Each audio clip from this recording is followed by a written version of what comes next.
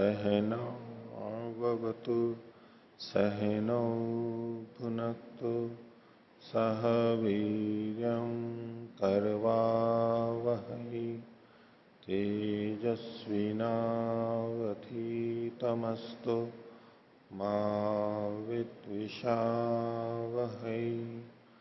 ओम शांति शांति शांति।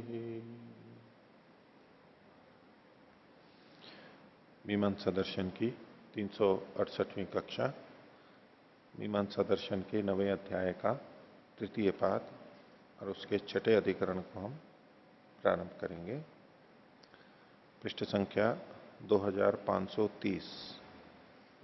शीर्षक है दर्शपूर्णमासयोः द्विबहुपत्नीक प्रयोगे पत्नी मंत्रस्य अनुहाधिकरणम।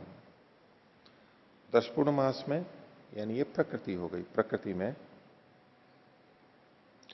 यदि दो या बहुपत्नी का प्रयोग हो, यजमान की एक से अधिक पत्नियां हो, तो उस स्थिति में जो पत्नी मंत्र है, पत्नी मंत्र में एक वचन था, पत्नी मंत्र में अनुहादिकरणम, उसमें उहु नहीं करना चाहिए। पत्नी के दो या अधिक होने से उसमें कोई परिवर्तन नहीं करना चाहिए, ये सिद्धांत पक्ष है। भाष्य देखिए, दर्शपूर्णमासयो आमनंती, तो वहां ये वचन मिलता है, प्रोक्षणैरासादय इत्मा बर्हिर उपसादय श्रुवम च शुचश्च समृद्धि पत्नीम सन्नय्य आज्येनोदेहि इति। ये वचन पीछे आया है हमारे पृष्ठ संख्या 1131 पर। तो प्रोक्षणी नामक जो जल है उसको लेके आओ, इत्म बरही इसको रखो, लाओ, श्रु और श्रुच को साफ करो, और पत्नी को सन्नह्य योक्त्र से बांध करके आज्य के साथ में लेकर के आओ, लाओ। ये सब जो कुछ वचन है, इसमें केवल थोड़ा सा ही अंश ले रहे हैं। तत्र पत्नीम सन्नह्य इति चिंत्यते। पत्नीम सन्नह्य, ये पत्नी जो शब्द है, और इसमें भी पत्नीम सन्नह्य में भी पत्नी शब्द को केंद्रित करके चर्चा है। तो पत्नीम सन्नह्य इति चिंत्यते अस्ति ही यजमान एक पत्नी को बहुपत्नी कश्च। यजमान एक पत्नी वाला भी होता है और बहुपत्नी वाला भी होता है। तत्र सर्वस्य प्रयोगम अधिकृत्य पत्नी शब्द उच्चरिता, वहां पर सब प्रयोगों को अधिकृत करके यहां पर पत्नी शब्द का कथन किया गया है। इत्येतत् पाशाधिकरणे न एवं निर्णीतम। पाशाधिकरण से कहा कि वहां जो पाश और वो जो शब्द का प्रयोग किया गया, एक वचन बहुवचन, वो केवल पाश मात्र के लिए है। यहां पर भी जो पत्नीम सन्नह्य में एक वचन नहीं, बस पत्नी को अधिकृत करके पत्नी कितनी भी हो सबका ग्रहण हो जाएगा, ये निर्णित हुआ। लेकिन इदम तो संदेयते किम द्विपत्नी के बहुपत्नी के च प्रयोगे उहितव्य पत्नी शब्द उतनायति। लेकिन जहां दो पत्नी वाला या बहुपत्नी वाला प्रयोग हो, वहां पर पत्नी शब्द में उह करना चाहिए या नहीं करना चाहिए। एक पत्नी वाला प्रयोग है, दो पत्नियां हैं, तीन पत्नियां हैं, कोई बात नहीं। लेकिन जहां दो पत्नियों का प्रयोग है, उसमें वहां ऊ करना चाहिए या नहीं। किम प्राप्तम, तो अभिधानार्थत्वात् मंत्राणाम उहितव्य। पूर्व पक्षी कह रहा है कि मंत्र जो है वो अभिधान के लिए, कहने के लिए होते हैं, अर्थ को बताने के लिए होते हैं, इसलिए यहां पर उह करना चाहिए। एवं प्राप्ते ब्रूमा, ऐसी स्थिति में अब सिद्धांति कहता है 20वां सूत्र, अपूर्वेतु अविकारो अप्रदेशात प्रतीयेत। अपूर्व में, अपूर्व का मतलब है अप्रकृति पूर्व के।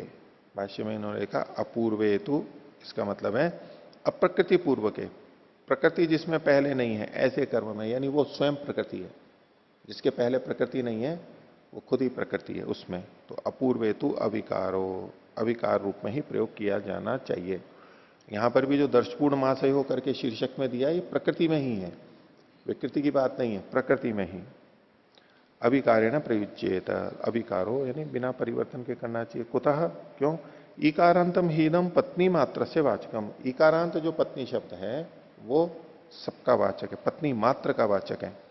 तत्र द्विपत्नी कम, द्विपत्नी के, कम की जगह के कर लीजिए, तत्र द्विपत्नी के बहुपत्नी के च प्रयोगे पत्नी शब्दे उपादीय माने द्विवचनम बहुवचनम च सामर्थ्यात प्राप्नोति सन्नहन संबंधम कर्तुम शक्नोति। प्राप्नोति संहन शब्दम कर्तुम, तो जहां दो पत्नियां हो, तीन पत्नियां हो, ऐसा जो प्रयोग है उसमें पत्नी शब्द में के ग्रहण किए जाने पर द्विवचन बहुवचन भी सामर्थ्य से प्राप्त हो ही जाता है। सन्नहन संबंध करने के लिए पत्नीम सन्नय्य, तो सन्नहन करना है, वहां योगत्र को बांधना है। योगत्र एक रस्सी होती है 3 लड़ी वाली मूंज की, 4 हाथ लंबी, तो उसके तो सन्नहन के संबंध में करने में किसी को भी लिया जा सकता है। समामनान सामर्थ्या तु एक वचने न क्रियते, लेकिन समामनान के सामर्थ्य से यानी पाठ सामर्थ्य जो पढ़ा गया है उसकी बल से एक वचन से ही किया जाता है। न छात्र द्वित्वम बहुत्वम व विवक्षते, द्वित्व बहुत्व की वहां विवक्षा ही नहीं है। लक्षणत्व ने ही पत्नी शब्द से श्रवणात्, क्योंकि पत्नी शब्द है वहां पर लक्षण के रूप में पढ़ी गई है। लक्षण मतलब पद से जो अर्थ निकल करके आ रहा है, लक्षणत्व के रूप में वहां पर पढ़ी गई है।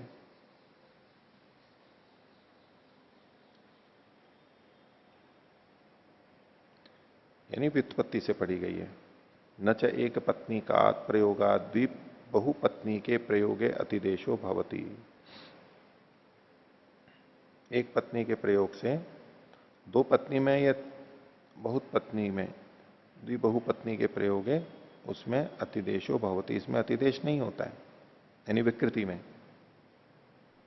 दो पत्नी या बहुपत्नी वाले में इसका अतिदेश नहीं होता है। किसका? संख्या का। यथा, जिस प्रकार से यथा, यथा के बाद में अल्प विराम है वो भले ही हटा दीजिए। ये जो अतिदेश है, यथा तत्र संख्योक्ता तद्वत इहापीति, यानी जैसे वहां पर संख्या कही गई है अविवक्षित रूप में, वैसे ही यहां पर भी की जाएगी।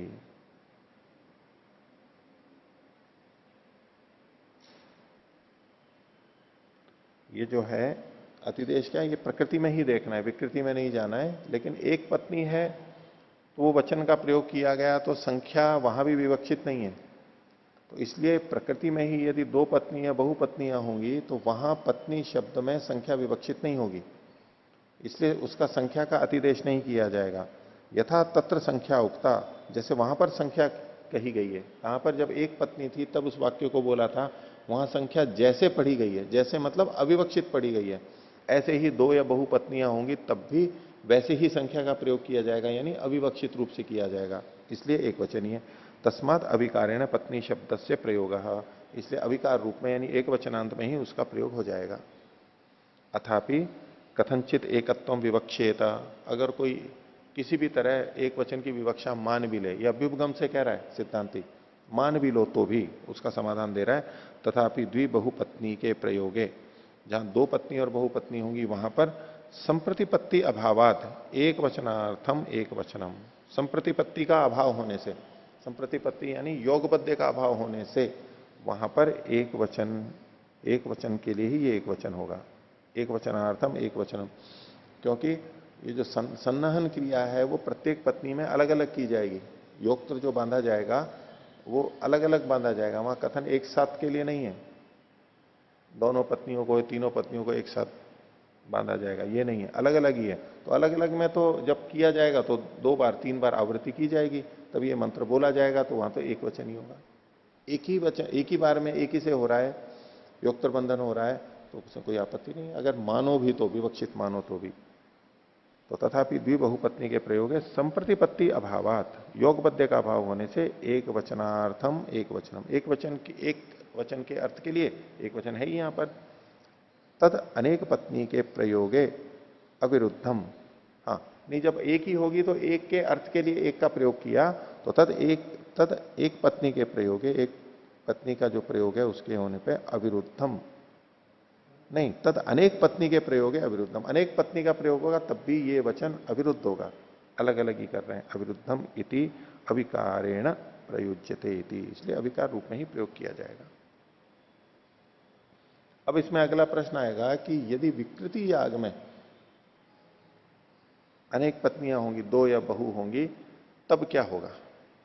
तो उसके लिए अगला अधिकरण है 7वां, विकृतावपि द्विबहुपत्नी के प्रयोगे पत्नी मंत्र से अविकाराधिकरणम, तो विकृति में 2 या 3 पत्नी होने पर भी पत्नी मंत्र का अविकार रूप में प्रयोग किया जाएगा, ऊह नहीं होगा। अथेदानीम विकृतौ पत्नी शब्दश्चिंत्यते किम द्विपत्नी के बहुपत्नी के च प्रयोगे उहितव्यो न इति, वो करना चाहिए या नहीं, किम प्राप्तम। पूर्व पक्षी कह रहा है द्विवाची बहुवाची च वा पत्नी शब्दों द्विवचनम बहुवचनम व उपादान प्रकृतौ समाम्नायेन बाधितः। बोले द्विवाची या बहुवाची जो पत्नी शब्द था, द्विवचन और बहुवचन को लेकर के प्रकृति में जो समामना, प्रकृतौ समामनाने न बाधित है, प्रकृति में जो पढ़ा गया था उसके द्वारा बाधित हो गया था। पिछले अधिकरण की बात उठा के कह रहा है कि प्रकृति में क्यों उह नहीं हुआ था। बोले चूंकि वहां पर एक वचन वाला प्रयोग बताया गया था प्रकृति में, उसके द्वारा वहां पर प्रकृति में द्विवचन और बहुवचन का प्रयोग बाधित हो गया था। बोले वहां तो बाधित हो गया था। यह समामनान अभावात ते उपादातुम अर्हति थी, यहां तो उसके समामनान का अभाव है। वो जो एक वचन वाला वाक्य है ये यहां विकृति में है ही नहीं, तो इसलिए ते का मतलब है द्विवचनम बहुवचनम, ये दोनों द्वितीय बहुवचन है, इनको उपादातुम अर्हति, इनको लिया जा सकता है, कर लेना चाहिए, यानी उहु करना चाहिए, ये कह रहा है। एवं प्राप्ते ब्रूमा, सिद्धांति कह रहे विकृतौ चापी तदवचनात्, बोले विकृति में भी ऐसे ही होगा तदवचन होने से,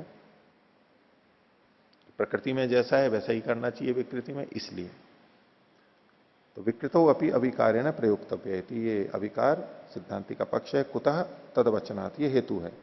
तदवचनात् को आगे खोल रहे हैं, यत प्रकृतौ तत् विकृतौ कर्तव्यम इति तदवचनम, वही अतिदेश वचन है, ये तदवचन है, उसी जैसा होना चाहिए। तो प्रकृतौ च एकत्वम अविवक्षितम, ये इसका हेतु बनेगा कि प्रकृति में एकत्व अविवक्षित है। यहापि द्वित्वम बहुत्वम एकत्वम च न विवक्षितव्यम इति, तो विकृति में भी चाहे एकत्व हो चाहे द्वित्व हो चाहे बहुत्व हो, उसकी विवक्षा नहीं करनी चाहिए, प्रकृति के समान विकृति होनी चाहिए। और यदि अविवक्षित है तो तस्मात अविकार है, कोई वो करने की जरूरत नहीं है। अथवा दूसरे ढंग से है कि तदेव विवक्षितम, अथवा विवक्षित है तो वही विवक्षित है। कौन सा विवक्षित है? एक वाला, बस वो ही विवक्षित है। वहां विवक्षित अगर मानो भी तो अभ्युपगम से है। अथवा तदेव विवक्षितम तद अनेक पत्नी के अपि अविरुद्धम इति अविकार एव अवसीयते। तो चूंकि अलग अलग करना है, जैसे पीछे इन्होंने किया था प्रकृति में, क्योंकि तीन है, योगपद्य का अभाव है, संप्रतिपत्ति का अभाव है, वही हेतु यहां पर लगेगा। वहां पर एक वचन अगर विवक्षित भी है तो विकृति में भी एक वचन विवक्षित मानते हुए किया जा सकता है। दो हैं या तीन है, इसलिए वहां पर भी वो नहीं करना चाहिए।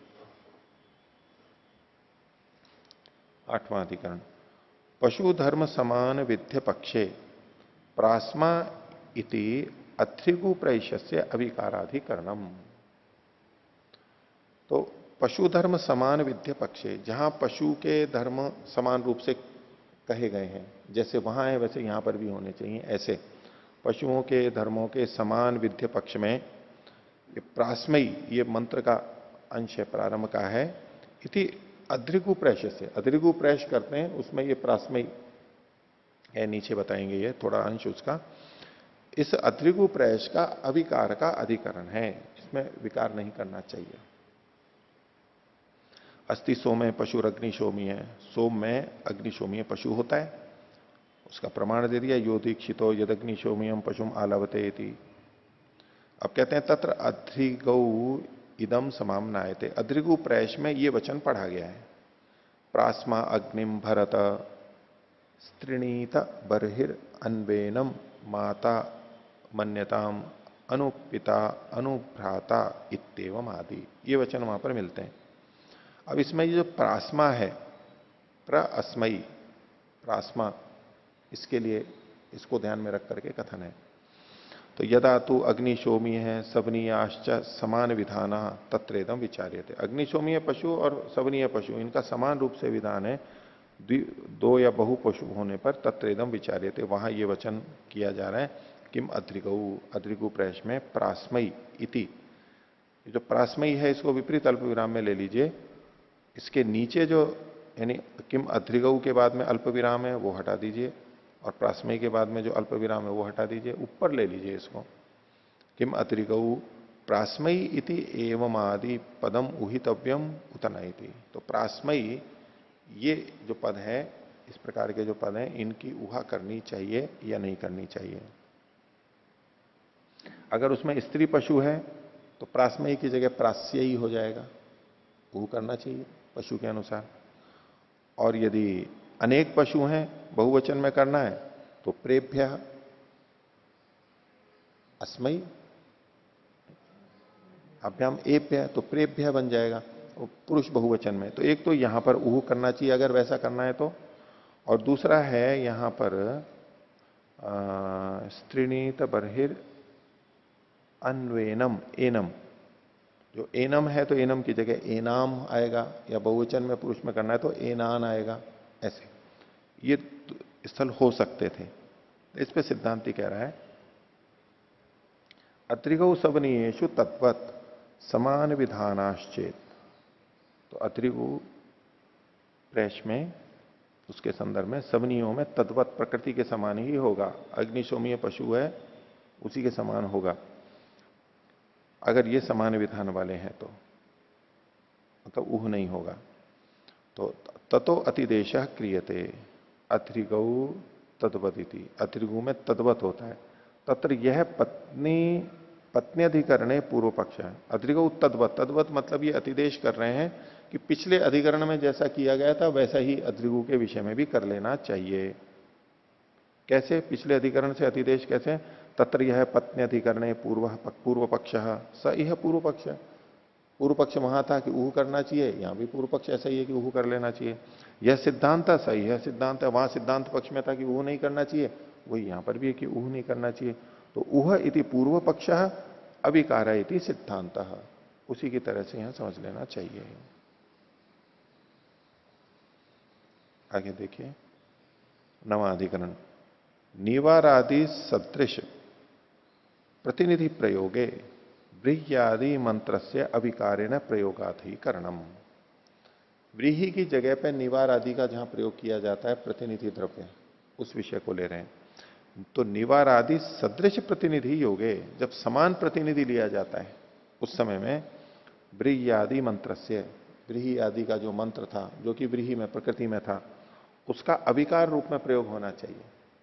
उस मंत्र में व्रीहि शब्द आया हुआ है तो जब निवार होगा तो व्रीहि की जगह निवार शब्द आना चाहिए, ये पूर्व पक्ष है, यथार्थ होना चाहिए। अभिधान करने वाले होते हैं मंत्र तो वही होना चाहिए। तो सिद्धांति कह रहा है कि यहां नहीं बदलना है, यहां व्रीहि का व्रीहि ही रहेगा, भले ही वहां निवार का प्रयोग किया जा रहा है प्रतिनिधि द्रव्य का। देखिए अस्थि प्रतिनिधि, प्रतिनिधि होते हैं, ये सिद्धि है। श्रुते द्रव्ये अपचरति, प्र की जगह प कर लीजिए, अपचरति, जो श्रुत द्रव्य है उसका यदि अपचार हो यानी वो उपलब्ध नहीं हो रहा हो तो आगमो वा चोदनार्था विशेषादिति, इसको विपरीत अल्पविराम में लीजिए, आगमों से लेकर के अर्थ विशेषादिति यहां तक। ये सूत्र है 6-3-15। तो आगम का मतलब है जो प्रतिनिधि द्रव्य का आगमन किया जाता है, तो जो विधि कही गई है उस अर्थ के अविशेष होने के कारण से वो लिया जा सकता है, वैसा का वैसा लिया जा सकता है। तो सच सदृश है, और ये जो प्रतिनिधि लिया जाता है वो सदृश होता है। इसके लिए भी पुष्टि करने सामान्यम तच्चिकीर्षेति, तो सामान्यम तच्चिकीर्षा, इसको विपरीत अल्पविराम में लीजिए, ये 6ठे अध्याय के 3रे पाद का 27वां सूत्र है। वो प्रतिनिधि वाला ही प्रसंग था वहां पर, 6-3-27 भिन्न अधिकरण है। ये पीछे वाला जो था 6-3-15 ये सूत्र है, ये 27 है, लेकिन अधिकरण अलग है प्रतिनिधि से संबंधित ही।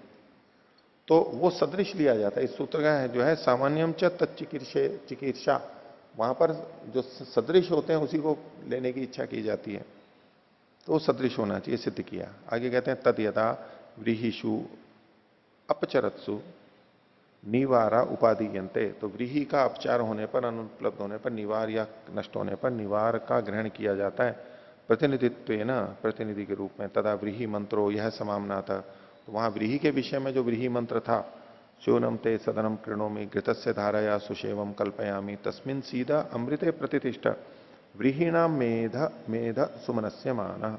तो व्रीहीणाम ये शब्द यहां पर हमारा विचारणीय विषय है।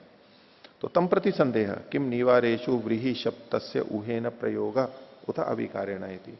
जब निवार का प्रयोग कर रहे हो तो व्रीहि शब्द का उहु करके प्रयोग करना चाहिए अथवा व्रीहि नाम को जुगा तो प्रयोग करना चाहिए। किम प्राप्तम, तो पूर्व पक्षी कह रहा है अविकारेण व्रीहि शब्द है प्रयुज्यमान कार्यवतो निवारा न शक्नोति प्रकाशयितुम। बोले अविकार रूप में जब व्रीहि शब्द का प्रयोग किया जाएगा तो कार्य वाले जो निवार हैं, जो कार्य में काम में आ रहे हैं, उनको वो प्रकाशित नहीं कर सकता। मंत्र तो अर्थ को प्रकाशित करने वाला होना चाहिए। इति तेषु प्रकाशयितव्येषु निवार शब्द प्रयोक्तव्यो भवति। तो जो चीज प्रकाशित करने योग्य है उसका शब्द वहां पर आना चाहिए। तस्मात उह कर्तव्य है, इसलिए वो करना चाहिए। एवं प्राप्ते ब्रूमा, सिद्धांति कह रहा है प्रतिनिधौ च अविकारात। जब प्रतिनिधि होता है तो उसमें बिना विकार के प्रयोग किया जाता है। प्रतिनिधौ च अविकारात, प्रतिनिधौ चेति किम, तो प्रतिनिधौ चेति के बाद में जो अल्प विराम है उसको तो काट दीजिए, और किम के बाद में रेखा है उसमें किम के बाद में प्रश्नवाचक लगा लीजिए। सूत्र में जो प्रतिनिधौ च था, बोले इसका क्या मतलब है? प्रतिनिधौ च इति किम, इति नहीं लिखा, प्रतिनिधौ ना लिखा है, प्रतिनिधौ च इति किम, इसका क्या मतलब है प्रतिनिधौ च का? तो उसको कहते हैं ओहो न कर्तव्य इति अनुकृष्यते, क्योंकि वो सूत्र साकांक्ष है। तो प्रतिनिधौ च अविकार, प्रतिनिधौ च प्रतिनिधि होने पर क्या कहना चाहते हो? तो कहा उहो न कर्तव्य इति अनुकृष्यते, पीछे से अनुकृष्ट हो रहा है ये। किम एवं भविष्यति, इससे क्या होगा? एवं अविकारो भविष्यति, इससे अविकार रूप में प्रयोग होगा। और क्या होगा उससे? तथा आर्षम अनुग्रहिष्यते, जो आर्ष है उसका अनुग्रहण होगा, वो वैसा का वैसा काम। ये भी तो एक गुण है ना। पूर्व पक्षी बोलता था वैसे आर्ष का नहीं, ये सिद्धांत ही है। ये तो सिद्धांत ही क्यों अच्छी बात सिद्धांति नहीं बोल सकता है क्या? सिद्धांति भी तो अच्छी बात बोल सकता है। कोई बात पूर्व पक्षी ने कही है उसको सिद्धांति बोल ही नहीं सकता हो, ऐसा थोड़ा ना है। क्योंकि पूर्व पक्षी भी जो बोलता है वो सदा गलत ही थोड़ा ना बोलता है, वो भी कुछ आधार से बोलता है। तो आर्ष का अनुग्रह, ये जो सिद्धांत है ये तो दोनों का ठीक ही है। पूर्व पक्षी भी ठीक ही कह रहा था, लेकिन आर्ष का अनुग्रह केवल इतना ही सिद्धांत नहीं है कि हर जगह आर्ष का अनुग्रह करना है और जो लिखा है उसी को हमको करना है। भाई वहां संगत नहीं लग रहा है तो बदलना होगा। उसमें वो आर्ष का प्रयोग करो या अनार्ष का प्रयोग करो, तो उसके अंदर जो आर्ष है वो असंगत हो रहा है तो अनार्ष का प्रयोग करना पड़ता है। आर्ष या अनार्ष, धर्मवीर जी बहुत बोला करते थे आर्ष या अनार्ष। वहां पर ट्रिपल आईटी में गए थे ना, तो वहां पर प्रसाधन के लिए जो जाते हैं ना उसमें भी होते भाई हम तो आर्ष कौन सा है इसमें तो जो भारतीय पद्धति है वो तो बोले आर्ष और जो पाश्चात्य है बोले वो तो अनार्ष है। बोले आर्ष नहीं है, यहां पर अनार्ष है। न जो आर्ष है तो मेरे को तो आर्ष में जाना है, क्योंकि हम तो आर्ष वाले हैं, आर्ष गुरुकुल वाले हैं आर्ष आर्ष आर्ष। तो आर्ष की बात तो ठीक ही है, आर्ष का अनुग्रह ये एक अच्छी बात है। लेकिन पूर्व पक्षी कई बार अड़ जाता है कि नहीं मेरे को तो आर्ष का ही अनुग्रह करना है सदा, जैसा लिखा है बस हमेशा ऐसा ही हो। तो सिद्धांति कहता है कि नहीं, यहां इस कारण से ये नहीं प्रयोग किया जाएगा, क्योंकि जो आर्ष के प्रयोग करने वाले हैं वो बहुत कट्टर जब हो जाते हैं, बिल्कुल बस आर्ष मतलब आर्ष, वो का वो ठप्पा, और कुछ उसमें नहीं कर सकते। उनके भाव को भी नहीं समझना है, उन्होंने जो लिखा है बस वैसा का वैसा ही होना चाहिए। ये है आर्ष, जैसा आर्ष के मानने वाले प्राय प्रयोग करते हैं, इसमें कोई भी समझौता नहीं होना है। तो सिद्धांति जब ये कहता है कि नहीं यहां पर आर्ष नहीं, यहां पर ये कारण है इसलिए हमारे को ये बदलना चाहिए, यानी अनार्ष का प्रयोग कर रहा है, तो उसका ये मतलब नहीं है कि पूर्व जो सिद्धांति है वो आर्ष में कोई श्रद्धा ही नहीं रखता है और ये मानता है कि नहीं बदल करके ही करना है हमारे को। नहीं, जहां तक होता है वो बिना बदले ही करता है, आर्ष का अनुग्रह ही चाहता है। लेकिन जब वो संगत नहीं हो रहा हो, यदि आर्ष का वचन जिस तरह का प्रतीत हो रहा है वो हास्य का पात्र बन रहा हो, वो संगत ही नहीं लग रहा हो वहां पर, जैसा हम अर्थ ले रहे हैं, अर्थ तो हम गलत ले रहे हैं, ऐसा वो गलत बोल ही नहीं सकते आर्ष वाले, इसलिए हम शब्द को छोड़ करके अर्थ को देख करके उसके अनुसार बदलते हैं। वो बदलना उनके मंतव्य के विपरीत नहीं है, उनका मंतव्य वैसा ही होता है। लेकिन जो शब्द को पकड़ लेते हैं वो केवल बस उसी शब्द पे रहते हैं और वो आर्ष आर्ष करते करते बस वहीं टिके रहते हैं। तो सिद्धांती आर्ष का खंडन नहीं करता है, आर्ष को मानता है। पूर्व पक्षी आर्ष का प्रयोग गलत ढंग से करने लगता है, कट्टरता से करने लगता है, तो वो इसलिए ये ऐसा है। तो सिद्धांती बोल सकता है तथा आर्षम अनुग्रहिष्यते तस्माद अनुह, और कोई बाधा तो है नहीं यहां पर, अच्छी तरह हो सकता है। तो जहां तक हो सकता है आर्ष के शब्दों का जू का तो करना चाहिए प्रयोग, लेकिन जहां नहीं हो सकता है वहां तो तात्पर्य लिया ही जाता है। आगे 24वां सूत्र पूर्व पक्षी का है, अनामनानाद अशब्दत्वम अभावाच इतरस्य स्यात्। बोले कि ये अनु तब कर सकते थे आप जब अनाम न हो, वो पढ़ा नहीं गया होता। व्रीहि नाम मेधा जो है उसमें व्रीहि नाम व्रीहि शब्द अगर पढ़ा हुआ नहीं गया होता तब तो अशब्द होने के कारण से आप वैसा का वैसा प्रयोग कर लेते जैसा का जैसा है। लेकिन वहां व्रीहि शब्द पढ़ा हुआ है, व्रीहि यहां पर है नहीं, तो या तो व्रीहि शब्द मंत्र में पढ़ा नहीं गया होता तब तो जो का तो कर लेते हैं, अथवा अभावाच इतरस्य स्यात्, अथवा कार्य में यानी विकृति में निवार नहीं होता, निवार नहीं होता तब भी कोई जरूरत नहीं थी। लेकिन एक तो वहां व्रीहि शब्द पढ़ा गया है और यहां विकृति में निवार शब्द है, निवार है, इसलिए यहां पर तो बदलाव करना ही चाहिए। तो न चैतद अस्ति अनूह इति, आपने जो अनूह की बात कही वो ठीक नहीं है। एवं अनूहो भवेत, कि ऐसे अनूह होना चाहिए। कब अनूह होना चाहिए उसको बता रहा है। पूर्व सिद्धांति ने कहा ना कि अनूह होना चाहिए, अरे अनूह होगा तो ऐसे स्थल में तो अनूह कर सकते थे आप, यहां नहीं कर सकते अनूह। उसको बता रहा है कि कहां अनूह होना चाहिए। तो कहीं भी जहां जाओ वहां अनूह कर रहा है सिद्धांति, तो उसको दो स्थल बता रहा है। कौन से? बोले एवं अनूह भवेत, ऐसे अनूह होना चाहिए इन जगहों पे। विवेक कर लो कि कहां ऊ होना चाहिए कहां नहीं होना चाहिए, सिद्धांति को समझा रहा है। तो यदि तस्मिन मंत्रे व्रीहि शब्दो अनामनातः स्यात्, अगर उस मंत्र में व्रीहि शब्द पढ़ा ही नहीं गया होता तब कर सकते थे आप, अनूह की बात कर सकते थे। और अभावाच्य इतरस्य, ये जो सूत्र में है ना अभावाच्य इतरस्य, उसी को आगे खोल रहे हैं, अल्प विराम की जगह बराबर आ जाएगा ये। क्या? यदि च नेदम द्रव्यांतरम निवाराख्यम स्यात्, यदि ये निवार नाम का द्रव्यांतर वहां पर नहीं होता, कहां पर? कर्म में, कर्म में नहीं होता तो भी ठीक बात थी, तब भी अनुभव कर लेते हैं। न चेदम उभयम अस्ति, लेकिन ये दोनों ही बातें नहीं है। तस्मात अभिधान सिद्ध ये उहितव्यो निवार शब्द इति, इसलिए अभिधान की सिद्धि मंत्र अभिधान के अनुसार होता है, इसलिए यहां उहु करना ही चाहिए, निवार शब्द का प्रयोग करना ही चाहिए।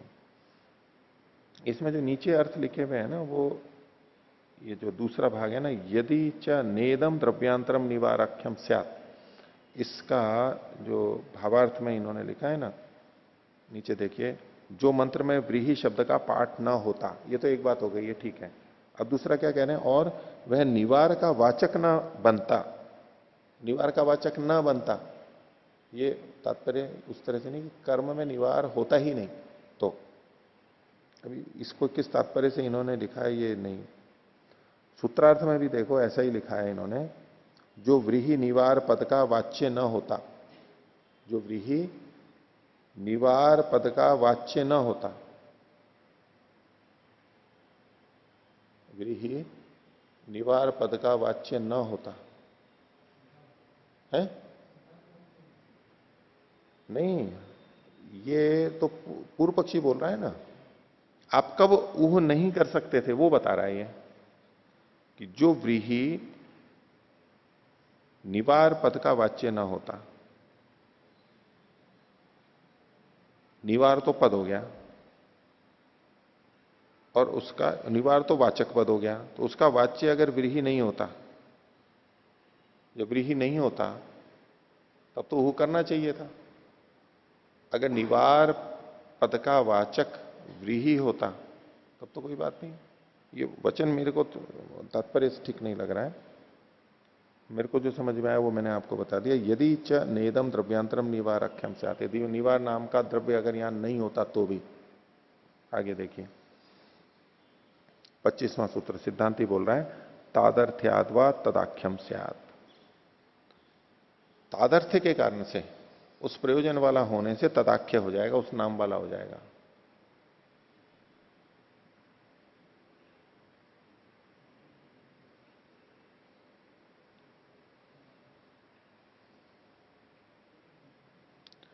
तादर्थ्यात् व तदाख्यम स्यात् अल्प विराम संस्कार ही अविशिष्टत्वात्। तो तादर्थ्य के कारण से उस नाम वाला हो जाएगा, यानी जिस प्रयोजन के लिए व्रीहि था उसी प्रयोजन के लिए निवार भी हो जाएगा। तो तादर्थ्य होने से यहां यद्यपि निवार है तो व्रीहि शब्द से उसका भी कथन हो जाएगा। और संस्कारों से अविशिष्ट होने के कारण से जो संस्कार व्रीहि में किए जा रहे हैं उनमें से कुछ संस्कार निवार में भी किए जा रहे हैं, इसलिए। भाष्य वा शब्द पक्षम व्यावर्तयति, तो पूर्व पक्षी को हटा रहा है। नहीं तद अस्ति ऊह इति, यहां ऊह नहीं होगा, अविकारे न प्रयोग है, बिना विकार के प्रयोग होगा। कुतः तादर्थ्यात्, सूत्र का अंश है, हेतु है। तो तादर्थ्य क्या है उसको आगे खोल रहे हैं। तादर्थ्यम व्रीहि अर्थता निवारणाम, निवारों की व्रीहि के प्रयोजन वाला होने से, व्रीहि का जो प्रयोजन है वही प्रयोजन निवार का भी है, ये तादर्थ्य हो गया। ये व्रीहु प्रोक्षणादय संस्कारा, व्रीहि में जो प्रोक्षणादि संस्कार कहे गए हैं प्रकृति में, ते तल्लक्षितेषु विशेषेषु कर्तव्या, वे जो संस्कार हैं वो तल्लक्षित यानी व्रीहि से जो लक्षित विशेष हैं उनमें किए जाने चाहिए। अब जो व्रीहि से लक्षित जो ये विशेष है, विशेष का मतलब है विशेष धर्म, ये विशेष व्रीहि से लक्षित निवार नहीं लेना है यहां पर, विशेषेषु मतलब गुण और धर्मों में ये किए जाने चाहिए। कर्तव्या भवंती, कर्तव्य होते हैं। इसको थोड़ा फिर से समझिए कि जो व्रीहि में प्रोक्षणादि संस्कार कहे गए हैं, जो संस्कार व्रीहि में कहे गए हैं वो वास्तव में व्रीहि में नहीं होते हैं, उस व्रीहि से लक्षित जो विशेष गुण धर्म होते हैं उनमें होते हैं। ठीक है, प्रोक्षणादि वैसे तो हमें लगेगा व्रीहि में हो रहे हैं, पर ये क्या कह रहे हैं, व्रीहि से लक्षित जो विशेष गुण या धर्म होते हैं उनमें संस्कार होते हैं।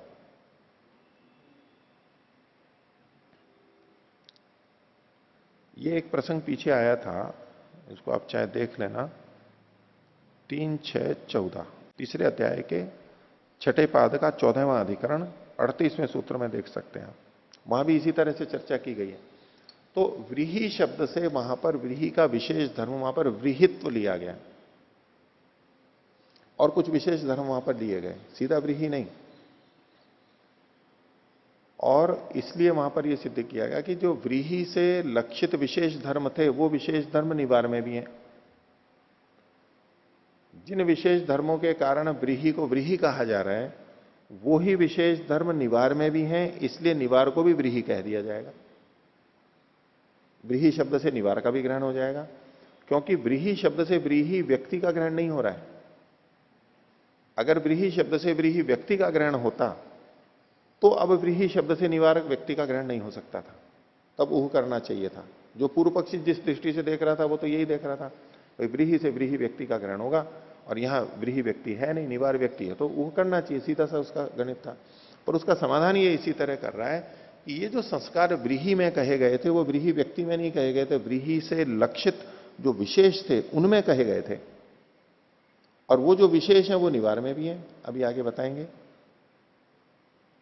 और वो व्रीहि से लक्षित जो विशेष हैं वो निवार में भी हैं, तो ये जो संस्कार हैं वो उनमें किए जाएंगे।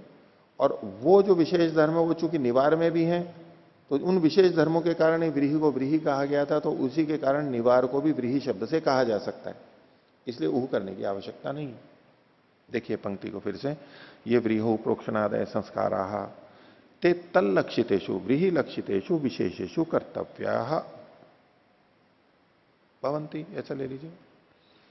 तेषाम च विशेषाणाम, उन विशेषों में से, किन विशेषणों में से, जो व्रीहि से लक्षित विशेष कहे गए थे, तल्लक्षितेषु विशेषेषु, उनमें, तेषाम ये निर्धारण में षष्ठी है, तेषाम च विशेषाणाम धर्माणाम, उन विशेष धर्मों में से, केचिन निवारेषु विद्यन्ते, केचित कुछ धर्म निवार में भी विद्यमान हैं। आगे तदर्थे न प्रोक्षणादय संस्कार क्रियन्ते, उनके लिए ये प्रोक्षणादि संस्कार किए जाते हैं, उन विशेष धर्मों के लिए। आगे संस्कार ही अविशिष्ट चायम व्रीहि शब्दों, ये जो व्रीहि शब्द है ये संस्कारों से अविशिष्ट है। व्रीहि शब्द संस्कारों से युक्त नहीं है, व्रीहि से जो विशेषित किया जा रहा है वो शब्द को छोड़ के, यानी केवल व्रीहि व्यक्ति भी नहीं है। संस्कार अविशिष्ट चाहे व्रीहि शब्दों यथा अन्येषु व्रीहि लक्षितेषु भवति। ये जो व्रीहि शब्द है ये संस्कार से अविशिष्ट है, और जैसे ये संस्कार यथा अन्येषु व्रीहि लक्षितेषु, व्रीहि से जो लक्षित हो रहे हैं, जो विशेष धर्म है उनमें ये संस्कार होते हैं। एवं एतेषु अपि निवारेषु, उसी प्रकार से इनमें व्रीहि से जो लक्षित हैं उनमें निवारों में भी हो जाएंगे, वो कि वो धर्म निवार में भी है। तस्मात् अविकारेण प्रयोक्तव्य इति, इसलिए अविकार रूप में प्रयोग करना चाहिए।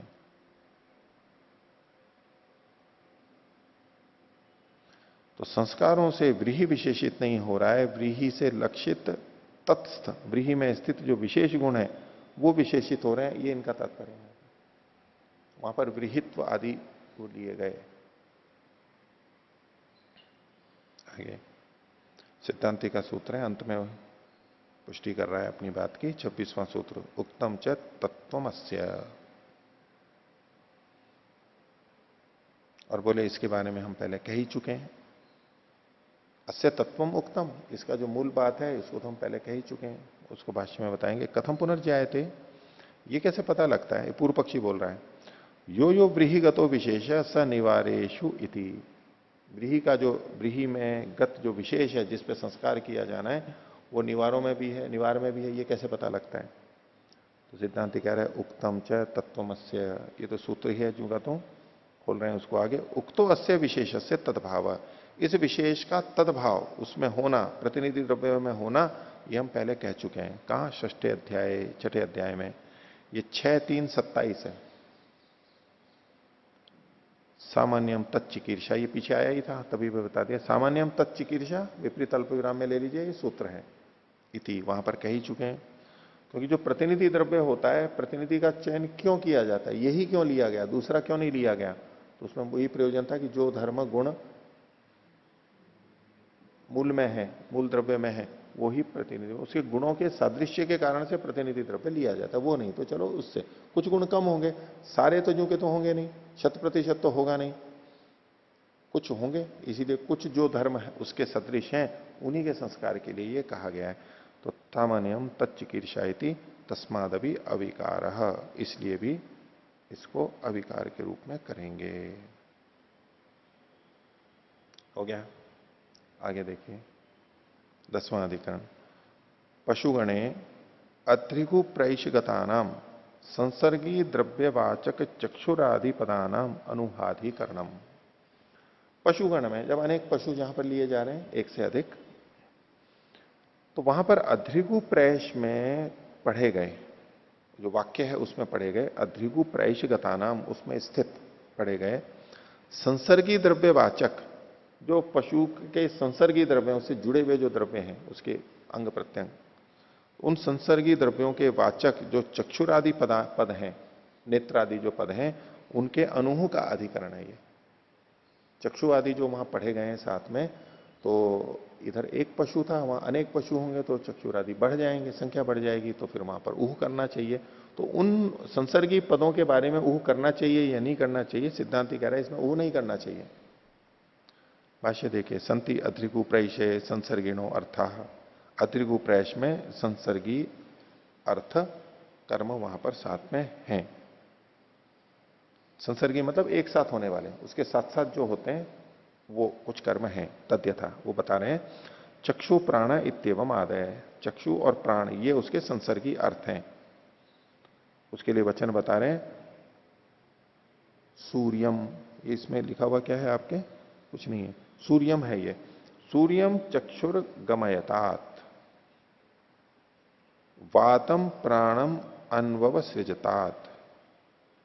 इसके बाद अल्प विराम लगा करके, वैसे तो दो ही लिखा है इन्होंने, एक थोड़ा कंचोड़ मिलता है जो यहां छूट गया है, दिशश श्रोत्रम, दिशश श्रोत्रम, दिशा श्रोत्रम। इसमें क्या है? सूर्यम चक्षुर गमयतात, सूर्यम जो है ये द्वितीय का एक वचन है, और चक्षु है ये प्रथमा का एक वचन है। गमयतात वो वहां चला जाए, चक्षु कहां जाए? सूर्यम, सूर्य में चल जाए। अंत्येष्टि में भी करते हैं, इन सब मंत्रों को करते हैं, न्याय दर्शन में भी जो आया, मंत्र भी मिलते हैं। एक बात हो गई। दूसरा कहा वातम प्राणन अनुभव सृजतात। ये वातम ये द्वितीय का एक वचन है, और प्राणम ये एक प्रथमा एक वचन है। जो प्राण है वो वात में चला जाए, वात को चला जाए। और दिशा श्रोत्रम, उसका भी मतलब जो श्रोत्र है ये एक वचन है, दिशा है ये द्वितीय का एक वचन है, वो दिशाओं में चला जाए श्रोत्र। तो द्विपश्वादिशु पशु गणेशु किम उहितव्य उत न इति। तो ये जो वचन था ये तो प्रकृति का था, यहाँ एक पशु था, लेकिन जब अधिक पशु होंगे तो ऊह करना चाहिए या नहीं करना चाहिए। तो सिद्धांति बोल रहा है उच्यते ननु अन्याय निगतत्वात् एवायम नो न उहितव्य। बोले और कुछ विचारने की जरूरत नहीं है, ये निगत जो है ये अन्याय निगत है। ये जो निगत पढ़ा गया है ना, सूर्यम चक्षुर गच्छतात, ये स्वयं अपने आप में अन्याय निगत है, यानी संगत नहीं है। नहीं, सिद्धांति कह रहा है, ये सिद्धांति कह रहा है। इसी से ही ये ऊह नहीं करना चाहिए, ऊह ना करना ये पक्ष सिद्धांति का है, ये सिद्धांति बोल रहा है। बोले और कुछ चर्चा की जरूरत ही नहीं है। ये अन्याय निगत क्यों है कि सूर्यम चक्षुर गमयतात, कितने पशु थे? एक ही पशु था, लेकिन चक्षु कितने थे उसके? दो थे। तो यहां कितना पड़ा हुआ है? चक्षु, ये प्रथमा का एक वचन है। तो अन्याय निगत तो ये वैसे ही है। जब ये अन्याय निगत है तो यहां अनेक पशु हो तब भी ये चल जाएगा, इसमें आपत्ति क्या है? अगर न्याय निगत होता, यथार्थ कथन करने वाला होता तो ठीक है, आगे भी हम इसको, जो यथार्थ वक्ता होता है उसको तो यथार्थ वक्ता बनाए रखना चाहिए ना। वैसे ही झूठ बोलता है तो ठीक है, और झूठ बोल देता है। रेलगाड़ियां होती हैं जो समय पे चलती हैं, उसको समय पे चलाया जाता है। तो देर होने लगती है, अब तुलना करनी हो कि देर करने वाली को जाने दें या समय पे चलने वाली को जाने दें, तो रेलवे का क्या नियम है? जो समय पे चलती है उसको जाने देना चाहिए। तो जो एक बार पिछड़ती है तो वो तो और पिछड़ती जाती है, जहां जहां भी अवसर, उसको आगे नहीं बढ़ाते। जो पिछड़ रहा है उसके कारण से जो सही चल रही है उसको नहीं पिछड़ाते। ठीक है, अन्याय में तत् न्याय है, अन्याय है ये। अब रेलवे में तो ऐसा ही चलता है। तो बोले देखो ये अन्याय निगत है, चक्षु तो दो थे और यहां एक वचन ही प्रयोग किया, तो ठीक है, इसमें कोई बात नहीं है, इसमें क्या ऊह करना है। अगर ऊह की आवश्यकता होती, संगत होती, तो यहीं पर ही चक्षु में द्विवचन कर दिया होता उन्होंने। तो इसलिए सिद्धांति कह रहा है उच्यते ननु अन्याय निगतत्वाद एव अयम नो न उहितव्य। इतने से ही ऊह करने की जरूरत नहीं है। उसको खोल रहे हैं कैसे अन्याय। द्वयो चक्षुषो एक वचनांत तो यथा श्रूयते, दो चक्षु है और एक वचनांत यहां पर सुना जा रहा है। इस पर पूर्व पक्षी कह रहा है उच्यते नायम अत्रिगौ अधिष्ठानयो सूर्यम सूर्य गमनम आह। बोले ये जो वचन है, ये जो अध्रिगु वाला वचन है, नायम अध्रिगौ अधिष्ठानयो हो, अधिष्ठानों का मतलब गोलक का, सूर्य की तरफ जाना नहीं कहा जा रहा है। ये जो है ना सूर्यम चक्षुर गच्छतात, तो ये जो गोलक है, अधिष्ठान है, इनको सूर्य की तरफ ले जाने का थोड़ा ना कहा जा रहा है। अगर गोलकों की बात होती तब तो द्विवचन की बात होती। बोले आप द्विवचन का कह रहे हो, ये तो गोलक की बात ही नहीं है, तो द्विवचन की कोई आवश्यकता ही नहीं है, तो अन्याय निगत नहीं है ये ठीक है। पूर्व पक्षी ये है, अच्छी बात कह रहे हैं। तो नायम, क्योंकि चक्षु तो यहीं पर ही रह जाते हैं ना, ये थोड़ा ना जाते हैं कोई वहां पर। तो नयम अतिगौ अधिष्ठान सूर्य गमनम आह, नहीं अधिष्ठाने सूर्यम गच्छतः। और ये जो अधिष्ठान है सूर्य में जाते भी नहीं है, प्रत्यक्ष विरुद्ध है। आप ये तो कहोगे सूर्य में चला जाते ही नहीं है, सूर्य में यहीं चल जाते हैं। तो गच्छतः पूर्ण विराम की जगह अल्प विराम। तो बोले फिर ये है क्या कथन, एक वचन किसको लक्षित करके है? बोले तेजो रश्मि वचनस्तु अयम, ये तेज की रश्मि वाचक शब्द है। चक्षु का मतलब है नेत्र गोलक नहीं, चक्षु की रश्मि, यहां भी चक्षु रश्मि कहा हुआ है।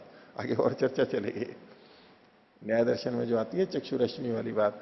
तो बोले तेजो रश्मि वचनस्तु अयम, ये वचन तो चक्षु शब्द तो तेजो रश्मि का है, और तेजो रश्मि तो एक ही है, तो इसलिए एक वचन। ये तो अन्याय निगत नहीं है, न्याय निगत है। एकम च तेज, और ये जो चक्षु रश्मि है ये तेज कौन सा है? वो एक ही है, इसलिए एक वचन है। तस्मात नायम अन्याय निगत, अन्याय निगत नहीं है, खंडन कर दिया सिद्धांति का।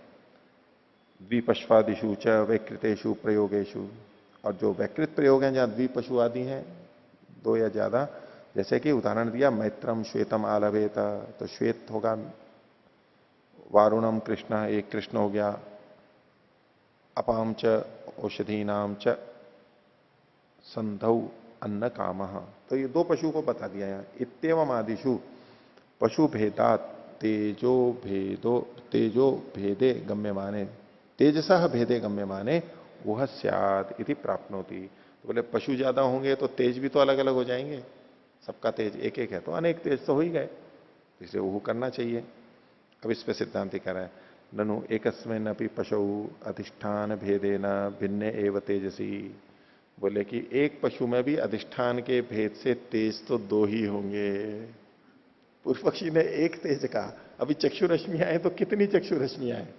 एक होंगी या दो होंगी? इधर से भी एक निकलेगी और एक इधर से भी निकलेगी, दो चक्षु रश्मियां होंगी। तो द्विवचन तो फिर भी आप चक्षु रश्मि भी मानो।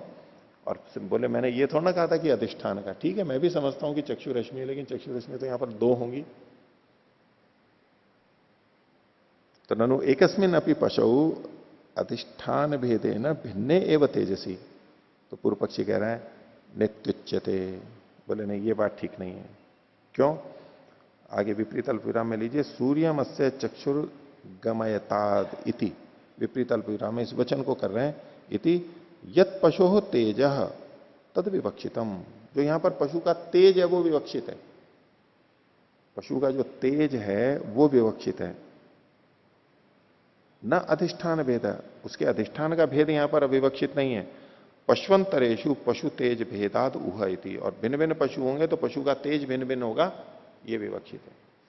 अधिष्ठान के भेद से दो रश्मियां निकल रही हैं, बोले ये दो भिन्न भिन्न अधिष्ठान के भेद से रश्मि नहीं, बस एक तेज मात्र इतना ग्रहण किया जा रहा है, तेज ग्रहण कर रहे हैं, वो तो एक ही होगा। लेकिन पशु के भेद से तो तेज अलग अलग हो जाएगा। तो इसलिए है तो ये न्याय निगद ही, अन्याय निगद नहीं है, इसलिए उह तो करना चाहिए। एवं प्राप्ते ब्रूमा, सिद्धांति बोल रहा है संसर्गिषु च अर्थस्य अस्थित परिमाणत्वात्। बोले संसर्गी जो द्रव्य हैं उनमें, अन्य जो चीजें हैं उनमें अस्थित परिमाणत्वात्, अस्थित परिमाण वाला होने से, स्थिर परिमाण वाला ना होने से मिल जाता है, वो अलग अलग नहीं होता है। स्थित परिमाण का मतलब है ये अलग ये अलग ये अलग, ऐसे ये स्थित परिमाण वाले हो गए। और अस्थित परिमाण मतलब वो अपने अपने परिमाण को अलग नहीं कर रहे हैं।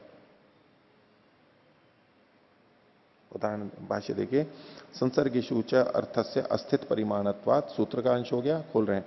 संसर्गिषु अर्थेषु यद्यपि पशु भेद, संसर्गी जो अर्थ है वस्तु है उसमें यद्यपि पशु का भेद है, अनेक पशु हो गए, तथापि रश्मि नाम संसर्ग एवं अल्प विराम, फिर भी इस रश्मियों का तो संसर्ग हो जाएगा। अनेक पशु हैं तो भी उनकी रश्मियों का संसर्ग हो जाएगा। एक ही भूतास तेषाम रश्मय, उनकी रश्मि एक ही भूत हो जाएंगी, इसलिए ऊह करने की जरूरत नहीं है। यथैव पानीय से तैल से घृत से वास्तो कहा नाना देशेषु भिन्ना समान देशे एक ही भूता भवंती तद्वत रश्मय। जैसे पानी है, कोई पीने योग्य चीज है, तरल है, कोई तेल है, घृत है, उसके जो स्तोक हैं छोटे छोटे यानी बूंदे हैं, वो भिन्न भिन्न देशों में भिन्न भिन्न देशों में भिन्न भिन्न होती हुई जब वो समान देश में आती हैं एक ही स्थान पर तो एक ही भूत हो जाती हैं। ऐसे ही रश्मियां भी एक ही भूत हो जाएंगी। ठीक है, वो अलग अलग रश्मियां अलग अलग पशु की होंगी, तेज होगा, लेकिन वो सब एक ही भूत हो जाएंगी। तस्माद एक वचनांतस्तेषाम वाचक इति अनूह स्यात्, इसलिए उन सबका वाचक ये एक वचन ही हो जाएगा, इसलिए वहां पर ऊह करने की आवश्यकता नहीं है, रश्मियां मिल जाएंगी उनकी। अब दो अधिष्ठानों से दो रश्मियां निकल रही थी, अब पूर्व पक्षी कह रहा है कि ये तो तेज एक ही है, तो दो को मिला के एक किया था ना उसने, तो बोले ऐसे ही भिन्न भिन्न पशु हैं उनका भी एकत्व हो जाएगा, सब मिल जाएंगे, तो एक वचन को ऊह करने की जरूरत नहीं है। 28वां सूत्र सिद्धांति का है लिंग दर्शनाच। बोले इसमें लिंग दर्शन भी होता है, एकत्व जो मिल जाती है उसमें बहुवचन का प्रयोग नहीं होता है। लिंगम खलवपि भवति यथा संसर्गिणो यथा संसर्गिणो नोह्यंते इति। इसको जो इन्होंने गहरे अक्षर में लिखा है, ये गहरे लक्षण के लिए नहीं है, ये हल्के में ही होना चाहिए, सामान्य है। क्या लिंग, किसका लिंग होता है? यथा संसर्गिणो न उह्यंते, जो संसर्गी है उनका उह नहीं करना चाहिए, इस विषय में लिंग मिलता है। जो संसर्गी होते हैं उनमें ऊह नहीं होता है, मिल जाते हैं जो, उनमें ऊह नहीं होता है, संख्या का भेद नहीं करते हैं। कैसे, अब उसको बता रहे हैं। अब आगे वाला विपरीत अल्पविराम में लीजिए, ये वचन है, न माता वर्तते अल्पविराम, न पिता, न नाभि, प्राणो ही स। यहां बंद कर लेंगे, यहां से ये लिंग ले रहे हैं। तो अब इसमें प्राण को लिंग लेकर के चल रहे हैं। इति प्राणस्य सिद्धम अनूहम हेतुत्वेन उपदिश्यति। तो कह रहे हैं कि यहां पर प्राण का अनूह सिद्ध है। इति प्राणस्य सिद्धम अनूहम, प्राण का जो सिद्ध अनूह था उसको हेतु के रूप में उपदिष्ट कर रहा है कि देखो जैसे यहां पर प्राणो ही सह, अब यहां पर प्राण शब्द है, प्राण तो बहुत सारे होते हैं लेकिन फिर भी एक वचन क्यों किया गया? क्योंकि इनमें ये संसर्गी हैं, मिलकर के एक हो जाते हैं, इसलिए यहां पर किया गया। तो ऐसे ही रश्मि भी एक हो जाएंगी, संसर्गी हैं एक हो जाएंगी, तो वहां पर बहुवचन ऊह करने की आवश्यकता ही नहीं है। तो प्राण से सिद्धम अनूहम हेतुत्वेन उपदेशति तस्मात् संसर्गिणो नो ह्यंते। इसलिए जो संसर्गी होते हैं मिलकर के एक हो जाते हैं, उनमें ऊह नहीं करना चाहिए।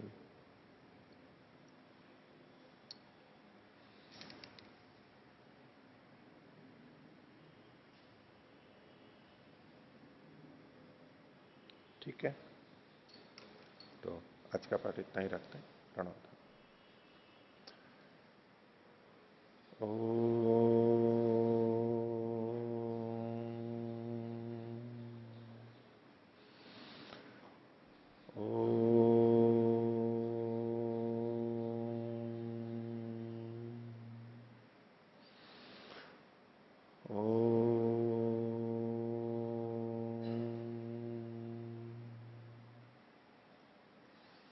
सभी को सादर अभिवादन। ओम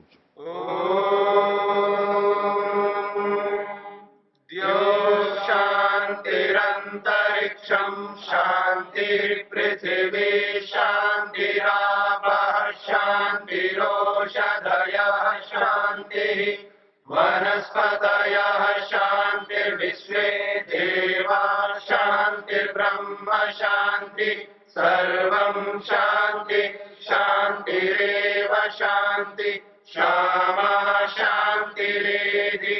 ओम शांति शांति शांति।